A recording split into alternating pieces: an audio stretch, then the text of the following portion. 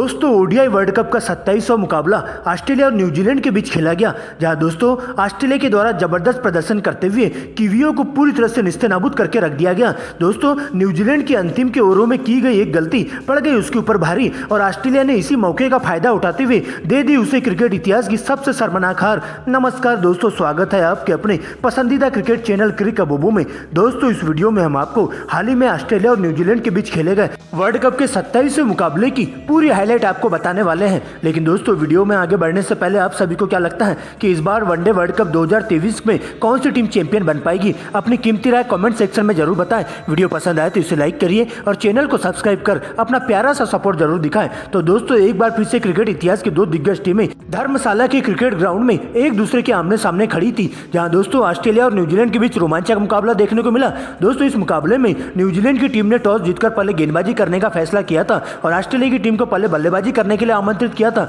जहां दोस्तों ऑस्ट्रेलिया के लिए पारी की शुरुआत करने के लिए डेविड वार्नर और ट्रेविस हेड की एंट्री होती है और टीम को ठोस शुरुआत देने की जिम्मेदारी उनके ऊपर सौंपी जाती है। तो दोस्तों न्यूजीलैंड के लिए पहले ओवर की गेंदबाजी करने तेज गेंदबाज बोल्ट आते हैं, जहां दोस्तों उनका सामना होता है ट्रेविस हेड से और पहली ओवर से ट्रेविस हेड अपने हाथ खोलते हुए तूफानी अंदाज में बल्लेबाजी करते हुए देखे जाते हैं, जहां दोस्तों 3 करारे चौके पहली ओवर में जड़ दिए जाते हैं। लेकिन दोस्तों इसके बाद दूसरे ओवर की गेंदबाजी करने के लिए तेज गेंदबाज मैट हेनरी आते हैं, जहां उनका सामना होता है डेविड वार्नर से और डेविड वार्नर भी बहती गंगा में हाथ धोते हुए अपने इरादे साफ जाहिर कर देते हैं और लगातार 3 गेंदों पर 3 करारे चौके जड़ देते हैं। दोस्तों इसके बाद तो दोनों बल्लेबाज इसी अंदाज में बल्लेबाजी करना चालू कर देते हैं और न्यूजीलैंड के गेंदबाजों पर पूरी तरह से कहर बनकर टूट पड़ते हैं और देखते देखते मात्र 4 ओवरों में ही अर्धशतक की साझेदारी पूरी कर लेते हैं। लेकिन दोस्तों इसके बाद तूफानी अंदाज में बल्लेबाजी करते हुए दोनों ही बल्लेबाज अपने अपने अर्धशतक पूरा कर लेते हैं, जहां दोस्तों सबसे पहले ट्रेविस हेड का तूफान देखने को मिलता है और मात्र 24 गेंदों में ही अपनी 50 लगा लेते हैं, जबकि दोस्तों 38 गेंदों में डेविड वार्नर भी अपना 50 पूरा कर लेते हैं और इसके बाद तेजी से रन बनाते हुए देखते देखते दोनों ही बल्लेबाजों के बीच में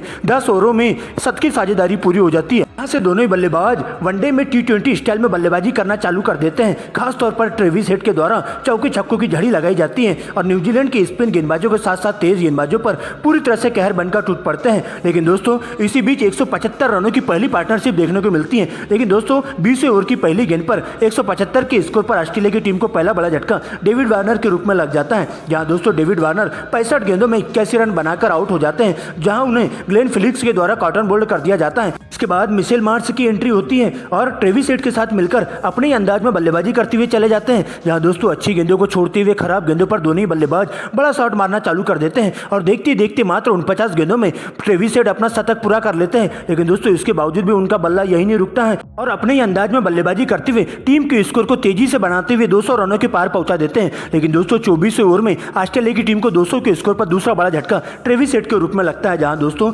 24वें ओवर की गेंदबाजी करने आए फिलिप्स के द्वारा ट्रेविस हेड को एक बेहतरीन डिलीवरी पर क्लीन बोल्ड कर दिया जाता है, जहां पर ट्रेविस हेड के द्वारा 67 गेंदों में 109 रनों की धुआंधार पारी खेली जाती है, जहां उनके बल्ले से 10 चौके तो वही 7 गगनचुंबी छक्के देखने को मिलते हैं। दोस्तों इसके बाद मिशेल मार्श का साथ देने के लिए स्टीव स्मिथ मैदान पर आते हैं, जहां पर दोनों बल्लेबाज काफी संभल कर खेलते हुए दिखाई देते हैं। लेकिन दोस्तों इसी बीच 228 के स्कोर पर ऑस्ट्रेलिया की टीम को तीसरा झटका लग जाता है, जहां पर दोस्तों स्टीव स्मिथ मात्र 18 रन बनाकर फिलिप्स की गेंद पर उल्टे के द्वारा कैच आउट कर लिए जाते हैं। इसके बाद मिशेल मार्श का साथ देने के लिए लबुशेन की एंट्री होती है। लेकिन दोस्तों जहां दोनों ही बल्लेबाज काफी संभल कर खेलते हुए दिखाई देते हैं, लेकिन 264 के स्कोर पर 37वें ओवर की तीसरी गेंद पर ऑस्ट्रेलिया की टीम को चौथा बड़ा झटका मिशेल मार्श के रूप में लग जाता है, जहां मिशेल मार्श धीमी बल्लेबाजी करते हुए 51 गेंदों में 36 रनों का योगदान देते हैं और सेटनर की बेहतरीन गेंद पर उन्हें क्लीन बोल्ड कर दिया जाता है। इसके बाद दोस्तों लबुशेन भी 18 रन बनाकर सचिन रविंद्र के हाथों कैच आउट होकर सेटनर का शिकार बन जाते हैं और इस प्रकार से दोस्तों एक के बाद एक लगातार विकेट गिरने से कंगारू टीम के बल्लेबाजों की धीमी शुरुआत होना शुरू हो जाती है। लेकिन दोस्तों इसके बाद मैक्सवेल मैदान पर आते हैं और आते ही ताबड़तोड़ अंदाज में बल्लेबाजी करते हुए पिछले मैच की याद दिला देते हैं, जहां पर दोस्तों जोश इंग्लिश के साथ मिलकर दोनों ही बल्लेबाज चौके छक्के लगाना चालू कर देते हैं। लेकिन 24 गेंदों में 41 रन बनाकर मैक्सवेल निशम की गेंद पर बोल्ट के हाथों कैच आउट हो जाते हैं। तो वही दोस्तों जोश इंग्लिश भी 28 गेंदों में 38 रनों का योगदान देते हैं, जहां बोल्ट के द्वारा उन्हें फिलिप्स के हाथों कैच आउट करवा दिया जाता है। लेकिन अंतिम के ओवरों में कप्तान कमिंस के द्वारा 14 गेंदों में 37 रनों की अंधाधुंध पारी खेली जाती है, जहां उनके बल्ले से 2 चौके और 4 गगनचुंबी छक्के देखने को मिलते हैं। लेकिन दोस्तों एक बार फिर से बोल्ट अंतिम के ओवरों में बाकी के बल्लेबाजों का सुपड़ा साफ कर देते हैं और इस प्रकार से ऑस्ट्रेलिया की टीम पूरे 10 विकेट गंवाकर 49.2 ओवरों में ही 388 रनों पर ऑल आउट हो जाती है और न्यूजीलैंड की टीम को 389 रनों का टारगेट दे दिया जाता है। यहाँ पर दोस्तों न्यूजीलैंड की पारी की शुरुआत करने के लिए टीम के 2 धाकड़ ओपनर बल्लेबाज ड्वेन कॉनवे और विल यंग की एंट्री होती है। इनके कंधों पर टीम को ठोस शुरुआत देने की जिम्मेदारी सौंपी जाती है। तो वही दोस्तों ऑस्ट्रेलिया के लिए पहले ओवर की गेंदबाजी करने के लिए मिशेल स्टार्क आते हैं, जहां उनका सामना होता है विल यंग से और पहली ओवर में विल यंग के द्वारा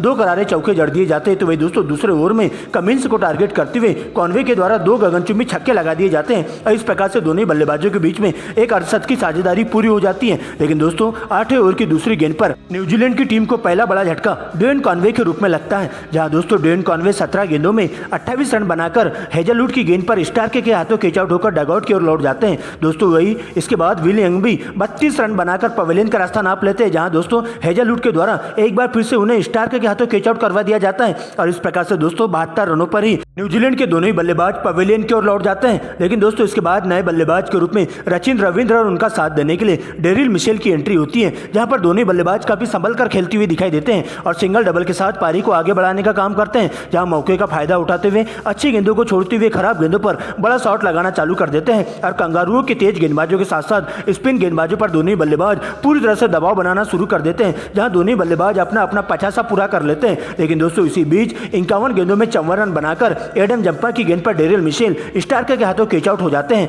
जहां उनके बल्ले से 6 चौके और 1 गगनचुंबी छक्का देखने को मिलता है और इस प्रकार से 168 के स्कोर पर कीवी टीम को तीसरा बड़ा झटका डेरिल मिशेल के रूप में लगता है। तो वही दोस्तों इसके बाद नए बल्लेबाज कप्तान टॉम लाथम की एंट्री होती है। लेकिन दोस्तों एक बार फिर से एडम जंपा अपनी फिरकी के माया जाल में फंसाते हुए टॉम लाथम को 21 रनों के निजी स्कोर पर हेजलवुड के हाथों कैच आउट करवा देते हैं। तो वही दोस्तों इसके बाद 12 रनों के निजी स्कोर पर ग्लेन फिलिप्स भी मैक्सवेल की गेंद पर लबुशेन के हाथों कैच आउट हो जाते हैं और इस प्रकार से दोस्तों 265 के स्कोर पर न्यूजीलैंड की टीम अपने 5 बहुमूल्य विकेट गंवा देती है। लेकिन दोस्तों दूसरे छोर से अभी भी रचिन रविंद्र अंगद की तरह डटे हुए रहते हैं और कंगारू टीम के गेंदबाजों पर डटकर मुकाबला करना चालू कर देते हैं। देखते ही देखते रचिन रविंद्र तूफानी पारी खेलते हुए अपना शतक पूरा कर लेते हैं। लेकिन दोस्तों इसके बावजूद भी उनका बल्ला यही नहीं रुकता है और तेजी से रन बनाते हुए टीम के स्कोर को 250 की पार पहुंचा देते हैं। लेकिन दोस्तों इसी बीच एक बार फिर से 89 गेंदों में 116 रनों की पारी का रचिन रविंद्र की धुआंधार पारी का अंत हो जाता है, जहां उनके बल्ले से 9 चौके और 5 गगनचुंबी छक्के देखने को मिलते हैं, जहां कप्तान कमिंस की तेज गेंद पर